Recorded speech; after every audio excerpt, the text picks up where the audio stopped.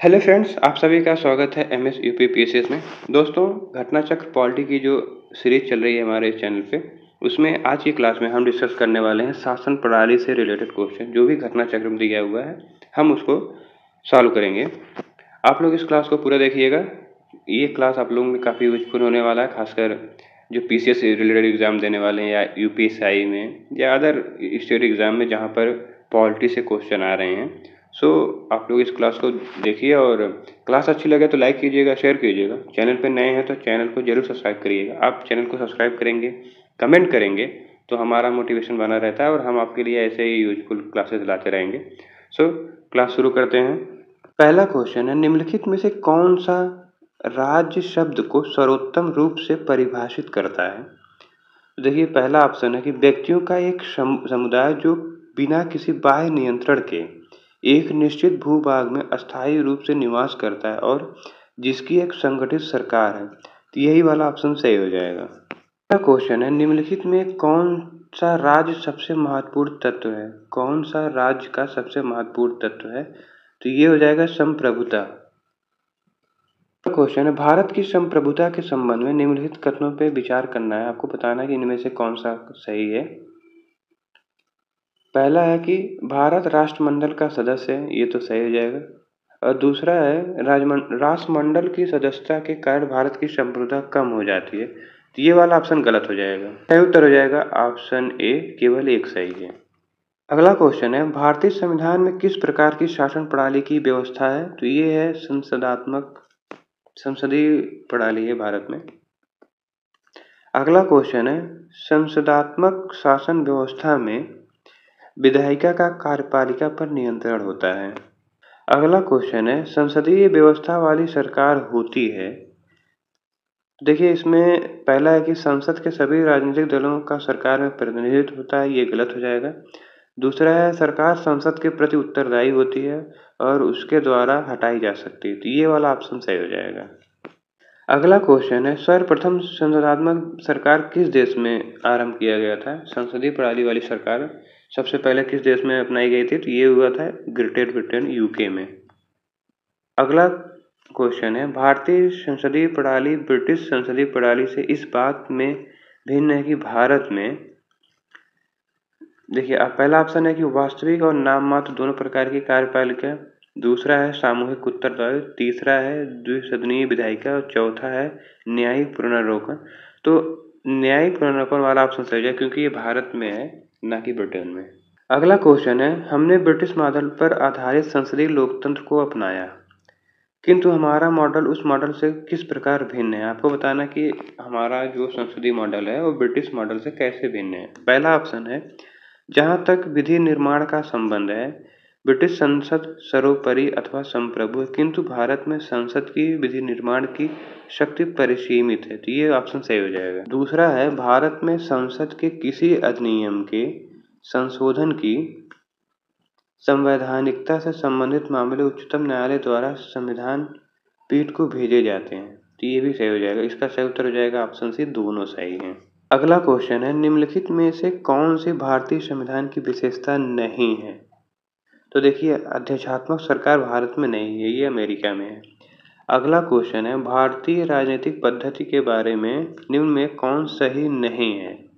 तो देखिए, धर्मनिरपेक्ष राज्य ये सही हो जाएगा। संसदीय पद्धति की सरकार ये भी सही हो जाएगा।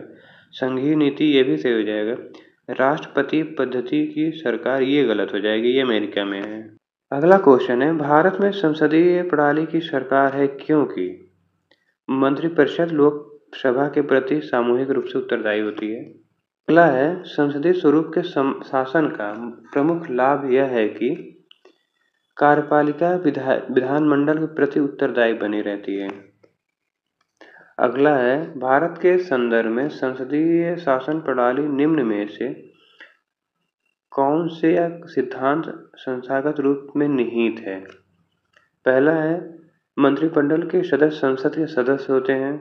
तो ये सही हो जाएगा। दूसरा है, जब तक मंत्रियों को संसद का विश्वास प्राप्त रहता है तब तक ही वे अपने पद पर बने रहते हैं। तो ये भी सही हो जाएगा। तीसरा है, राज्य का अध्यक्ष मंत्रिमंडल का अध्यक्ष होता है। तो ये गलत हो जाएगा, भारत में ऐसा नहीं है। इसका सही उत्तर हो जाएगा ऑप्शन ए 1 और 2 सही है। अगला क्वेश्चन है, सरकार की संसदीय व्यवस्था के विषय में निम्न कथनों में आपको बताना है कौन सा सही है। तो विधायिका न्यायपालिका के प्रति जवाबदेह, ये गलत हो जाएगा। विधायिका कार्यपालिका के प्रति जवाबदेह या विधायिका एवं कार्यपालिका दोनों स्वतंत्र हैं। राष्ट्रपति न्यायपालिका के प्रति जवाबदेह है, तो इसमें सही हो जाएगा ऑप्शन ई, ऊपर में से कोई नहीं। अगला क्वेश्चन है, निम्न कथनों में से उस कथन को चुनिए जो मंत्रिमंडल स्वरूप की सरकार के अंतर्निहित सिद्धांत को अभिव्यक्त करता है। सही उत्तर हो जाएगा ऑप्शन सी, सरकार के जनता के प्रति सामूहिक उत्तरदायित्व को सुनिश्चित करने के लिए संसदीय लोकतंत्र की एक क्रियाविधि है। अगला क्वेश्चन है, राष्ट्रपति पद्धति में समस्त कार्यपालिका की शक्ति निहित होती है, ये निहित होती है राष्ट्रपति में। अगला क्वेश्चन है, भारत में राजनीतिक व्यवस्था के मूलभूत लक्षण हैं। पहला है, यह एक लोकतांत्रिक गणराज्य है, तो ये सही हो जाएगा। दूसरा है, इसमें संसदात्मक सरकार, ये भी सही हो जाएगा। तीसरा है, सर्वोच्च सत्ता भारत की जनता में निहित, ये भी सही हो जाएगा। और यह एक एकीकृत शक्ति का प्रावधान करती, तो ये गलत हो जाएगा। इसका सही उत्तर हो जाएगा ऑप्शन बी, 1, 2 और 3 सही है। अगला क्वेश्चन है, निम्नलिखित कथनों पर विचार कीजिए। पहला है, भारत एक लोकतांत्रिक राज्य व्यवस्था है, तो ये सही हो जाएगा। दूसरा है, भारत एक संप्रभु संपन्न राज्य है, ये भी सही हो जाएगा। तीसरा है, भारत में लोकतांत्रिक समाज, ये भी सही हो जाएगा। चौथा है, भारत एक कल्याणकारी राज्य है, ये भी सही हो जाएगा। इसका सही उत्तर हो जाएगा ऑप्शन डी, चारों सही है। अगला क्वेश्चन है, निम्नलिखित में से कौन सी विशेषता भारतीय राजतंत्र की नहीं है। तो देखिए, सत्तावादी सरकार ये भारत में नहीं है। अगला क्वेश्चन है, केंद्र सरकार और राज्य सरकार को प्राधिकार प्राप्त होता है, ये प्राप्त होता है भारत के संविधान से। अगला क्वेश्चन है, संवैधानिक सरकार का आशय क्या है। तो इसका आशय होता है कोई सरकार जो संविधान की सीमाओं से परिबद्ध हो, ऑप्शन डी सही हो जाएगा। अगला क्वेश्चन है, कथन और कार्य वाले क्वेश्चन है। कथन है कि भारत एक लोकतांत्रिक देश है और कारण भारत का अपना एक संविधान है, तो इसमें दोनों सही हैं लेकिन व्याख्या नहीं कर रहा है। अगला क्वेश्चन है, निम्न में से कौन सुशासन की विशेषता नहीं है। तो लाल फीताशाही ये नहीं होगा। पारदर्शिता होता है, जवाबदेही भी होता है, कानून का नियम ये भी होता है। अगला क्वेश्चन है, कल्याणकारी राज्य का उद्देश्य क्या है। इसका उद्देश्य है कमजोर वर्गों के कल्याण का प्रबंध करना, ऑप्शन बी सही हो जाएगा। अगला क्वेश्चन है, राज्य हर जगह है, यह अंतराल शायद ही कोई छोड़ता है, यह वक्तव्य किस धारणा की व्याख्या करता है। ये करता है कल्याणकारी राज्य की धारणा। अगला क्वेश्चन है, निम्नलिखित में से कौन सा एक भारतीय संविधान का दर्शन नहीं है। तो साम्यवादी राज्य हो, ये नहीं हो, क्योंकि समाजवादी ये भी है, कल्याणकारी राज्य ये भी है और राजनैतिक समानता ये भी है। अगला क्वेश्चन है, निम्नलिखित में से कौन से सही हैं, इन कथनों पर बताना है। देखिए, भारतीय संविधान अध्यात्मक है, ये भी गलत है। भारत एक नाम मात्र का राजतंत्र, ये भी गलत है। भारत एक कुलीन तंत्र, ये भी गलत है। इसका सही उत्तर हो जाएगा ऑप्शन डी, भारत एक संसदात्मक प्रजातंत्र है। अगला क्वेश्चन, भारत में राजनीतिक सत्ता का प्रमुख स्रोत है, ये है जनता। अगला क्वेश्चन है, निम्नलिखित में से कौन एक अध्यक्षात्मक शासन प्रणाली का आधारभूत तत्व है। तो संविधान की कठोरता, कार्यपालिका, एकल कार्यपालिका, ये सही हो जाएगा। अध्यक्षात्मक शासन प्रणाली में एकल कार्यपालिका होती है। अगला क्वेश्चन है, निम्नलिखित में से कौन सा सही है। अध्यक्षात्मक शासन प्रणाली की विशेषता के बारे में आपको बताना है। तो कार्यकारिणी का प्रमुख राष्ट्रपति अपने मंत्रिपरिषद का चयन स्वयं करता है और राष्ट्रपति व्यवस्थापिका को भंग नहीं कर सकता। ऊपर बड़े सभी तथ्य सही हैं, तो इसका सही उत्तर हो जाएगा ऑप्शन डी, क्योंकि तीनों कथन सही हैं। अगला क्वेश्चन है, अध्यक्षात्मक शासन का उदय सर्वप्रथम किस देश में हुआ। ये हुआ था अमेरिका में। अगला क्वेश्चन है, भारत में प्रजातंत्र इस तथ्य पर आधारित है कि जनता को सरकार को चुनने तथा बदलने का अधिकार प्राप्त है, ऑप्शन सी सही हो जाएगा।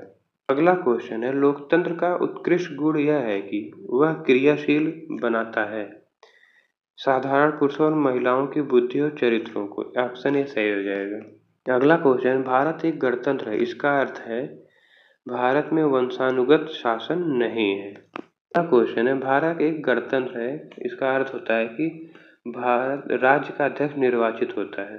ऑप्शन। अगला क्वेश्चन है, निम्नलिखित में से किनसे भी निर्धारित होता है कि भारत का संविधान परिसंघीय है? तो इसका सही उत्तर हो जाएगा केंद्र और राज्यों के बीच शक्तियों का विवरण। अगला क्वेश्चन है, भारतीय संविधान कैसा है? तो ये है अंशतः कठोर और अंशतः लचीला, थोड़ा कठोर है थोड़ा लचीला है।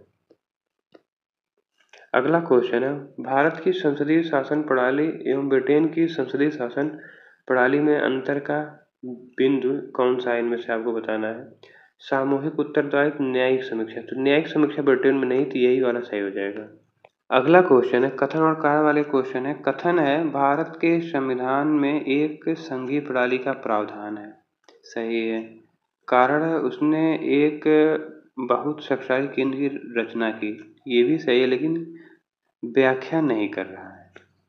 फ्रेंड्स, इस क्लास को यहाँ पर एंड करते हैं क्योंकि इसमें भी और भी क्वेश्चन है और क्लास काफ़ी लंबा हो जाएगा। सो हम लोग कल अब बाकी के बचे हुए क्वेश्चन सॉल्व करेंगे और साथ साथ राष्ट्रीय प्रतीक वाला जो चैप्टर है उसको भी कंप्लीट करेंगे। सो क्लास को पूरा देखिए। क्लास अच्छी लगे तो लाइक कीजिएगा, शेयर कीजिएगा, कमेंट भी करिएगा और चैनल पे नए हैं तो चैनल को सब्सक्राइब करिएगा।